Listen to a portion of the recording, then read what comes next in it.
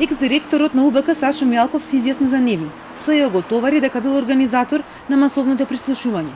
Заедно со бегалецот Горан Груевски и уште една вработена во УБК формирале злосторничко здружување, во кое и други обвинети од УБК се приклучиле, рече обвинителката Ленча Ристовска во овојдниот говор. Сите обвинети имале своји улоги, а Мјалков ги држал под контрола останатите обвинети, давал наредби, но и самиот преку лозинка имал пристап и ги следел комуникациите на дел од граѓаните, рече обвинителката.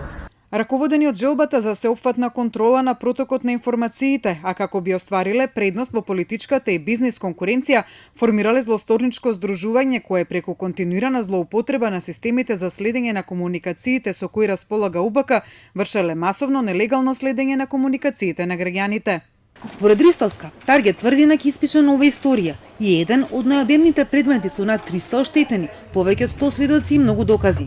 Биле прислушувани на 4800 телефонски корисници, а се прислушувало и во 2015-та, по објавувањето на бомбите, кога биле следени комуникации на над 500 граѓани.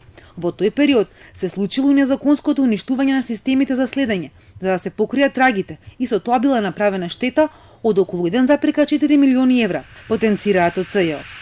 Сите осумина присутни обвинети рекоа дека не се чувствуваат виновни. Шефот на кабинет на Мјалков Тони Акимовски додаде дека совесно, одговорно и професионално си ја вршил работата. Воопшто не држат наводите на обвинителството дека е таа намерно уништена или со некои други намери, бидејќи согласно правилата, кога веќе ќе се набави друга опрема, старата опрема во договорот со снабдувачот е задолжително се уништува. Адвокатите преговара дека СЈО не е надлежно да води ваков предмет, бидејќи нема прислушкувани разговори, но и дека делодействијата се случиле по 2015-та. Незаконското следење на комуникациите кој може да биде гонето од страна на ново обвинителство е во периодот помеѓу 2008 и 2015. Значи никако за 2008 и никако после 31.12.2014 година. На наредното рочиште ќе се знае и дали екс-министерката Јанкуловска ќе биде повторно присудината во ова обвинение на барање на СЈО.